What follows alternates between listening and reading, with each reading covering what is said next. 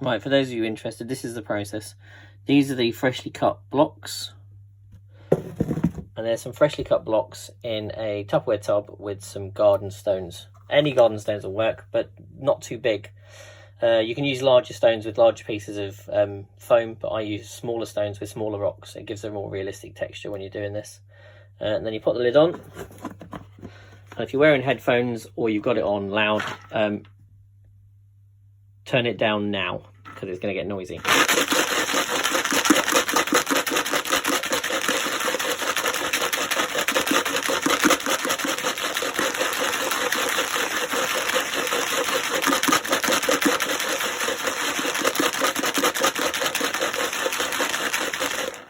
There you go. It's roughly about 15 seconds of shaking. It's a bit dusty. And you'll see the difference in the texture. They've all got rolled edges and they've got some nice dents into them. But then we'll finish those off with foil later. So that's the shaky tub method. I don't know another name for it. Cheers, guys.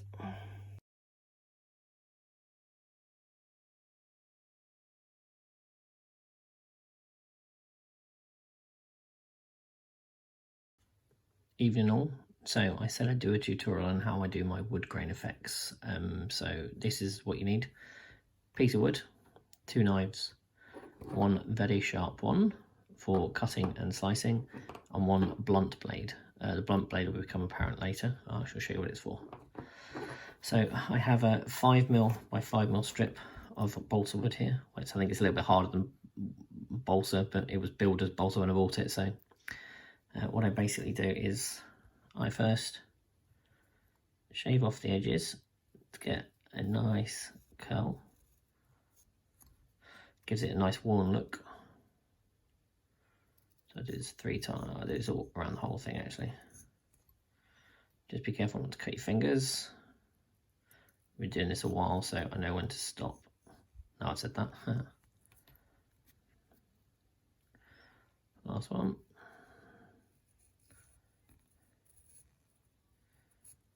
Right, and now the fun bit.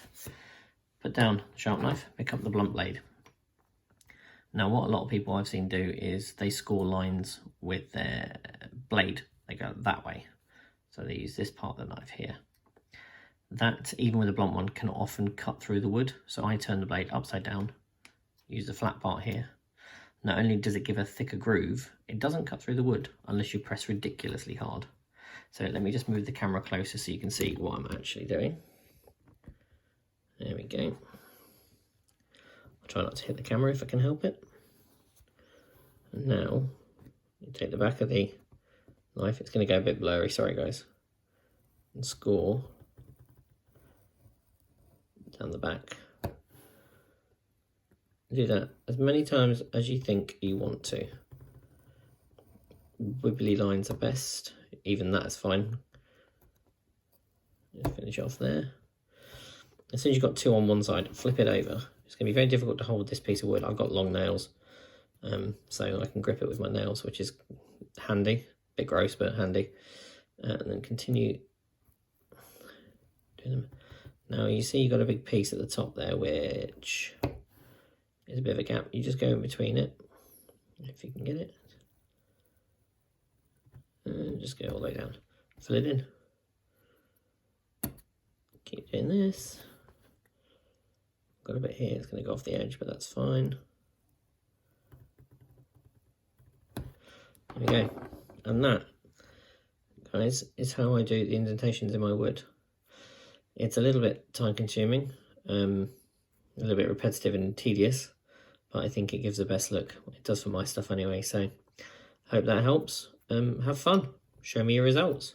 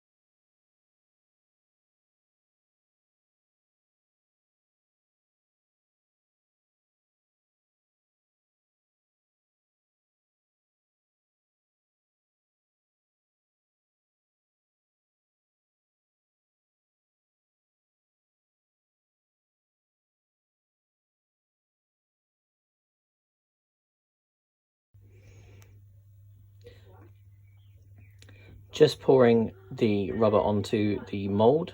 I've not sealed the foam at all. I'm pouring from a height just to eliminate some bubbles. I have just vacuum chambered the rubber as well, but you know, every little helps. So we'll see how this goes. Hopefully this is enough rubber, otherwise I'll have to mix up another small batch.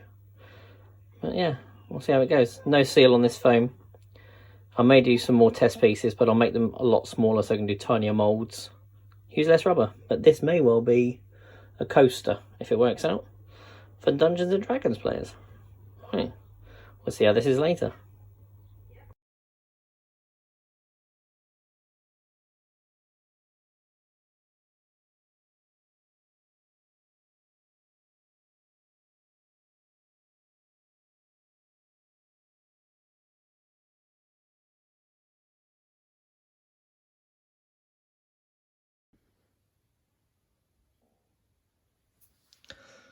Right, let's take a look at this mould, shall we?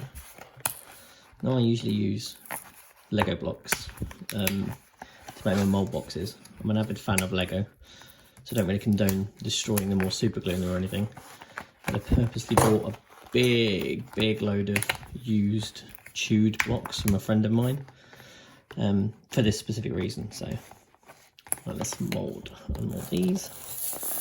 I would usually seal the inside of the mould box as well here with masking tape, but I was in a bit of a hurry earlier, so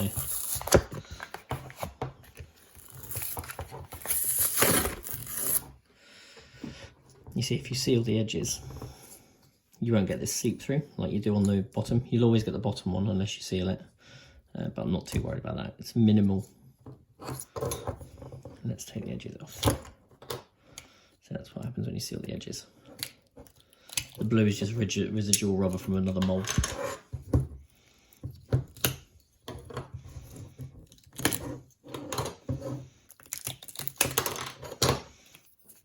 And see the Lego, it comes up nice and easy. Do a little bit of clean up with that later, but when you've got over 1,000 Lego bricks, it doesn't really matter. I'll trim all this off later. Let's take a little look. And because I super glued the original down to the cardboard, we shouldn't have any under seepage of the actual item.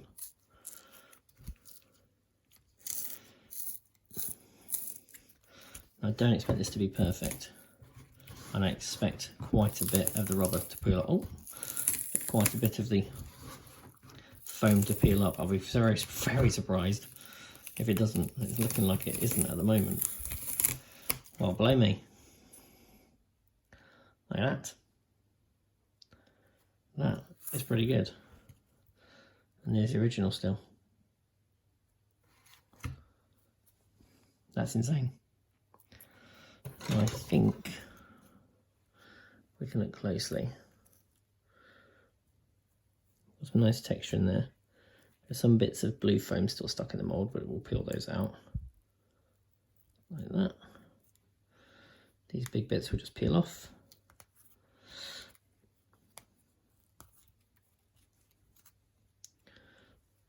To say I'm very pleased with this is an understatement.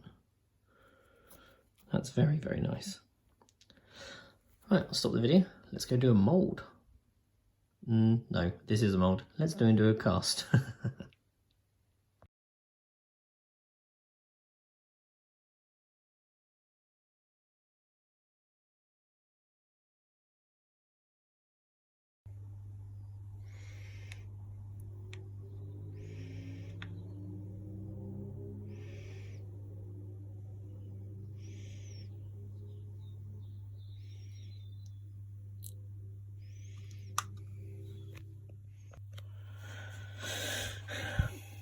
Let's see if I can catch the moment when it blooms.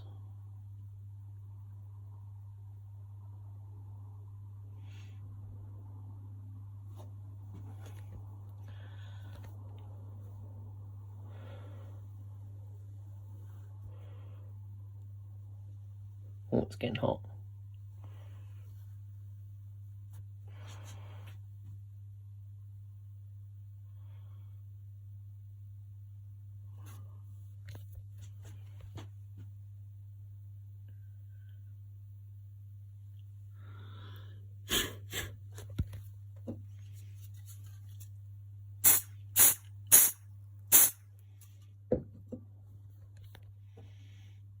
we go, bloomed. So I probably interrupted that with the spray I put on it. Just gotta wait for that to go off fully now.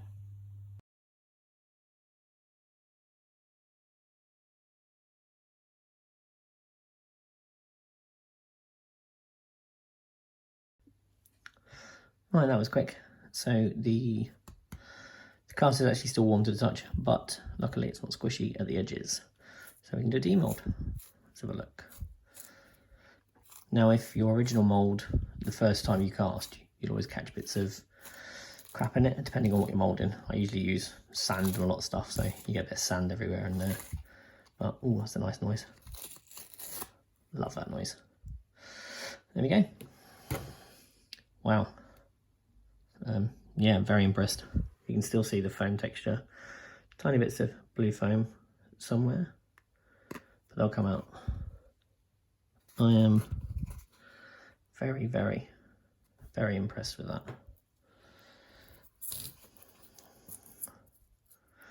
There we go.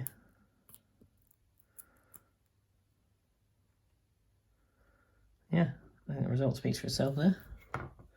Bit blue foam on that one. Get rid of all that. I think it's time to paint one of these up. I shall bring back another video shortly. There's the sides. So I've got a nice bit of texture. So like I said, it's still going to pick up a fair amount of blue foam. But the second cast should be a lot better. But I'm still pretty happy with that. I'm going to paint it up and use it as a coaster. Cheers, guys.